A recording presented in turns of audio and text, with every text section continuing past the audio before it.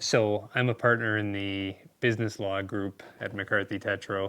My practice is focused on mergers and acquisitions, corporate governance, and general securities work.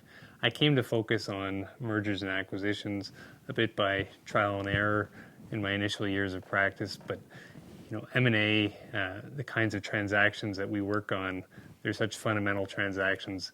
I came to really enjoy the intense working relationship with clients.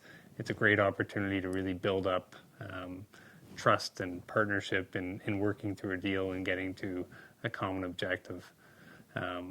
In addition, there's a great emphasis on teamwork in M&A, which at the end of the day, everyone on the deal should be happy. Everyone's achieved a really important objective, and I've always really been drawn to that.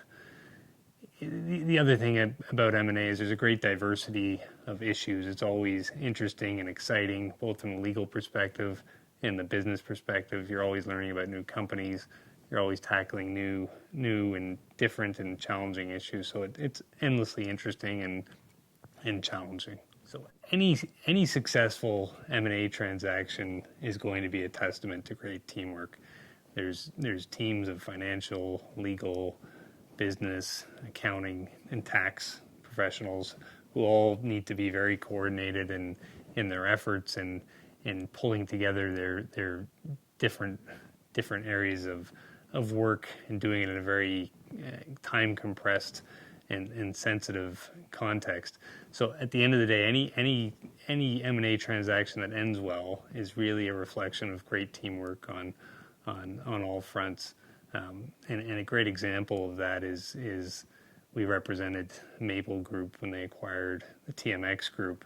And in that situation, there are 13 of Canada's biggest institutions who were joining together in one group. They were acquiring 3 different companies. There were 5 different regulators across the country who all needed to approve the transaction, and there were several law firms involved. And over 18 months, the transaction wouldn't have happened if everyone involved hadn't been working together in a way that met the common objective of getting the transaction done. So for all of us coming out of law school, mentorship is hugely important because we come out of law school and we don't really know what the practice of law is all about. I've been really fortunate over the years to have a variety of great mentors. The first one coming out of law school, I worked for Justice Jack Major in Ottawa, and he really taught me the importance of tailoring, in that case, judgments, but more generally advice to the needs of the people who are reading it and receiving it. He had a very pragmatic and efficient approach to things, and without getting distracted by all kinds of other things. So that was a great lesson for me in the early stages of practice, was to really try to be as pragmatic and tailored as possible to whatever problem was trying to be solved.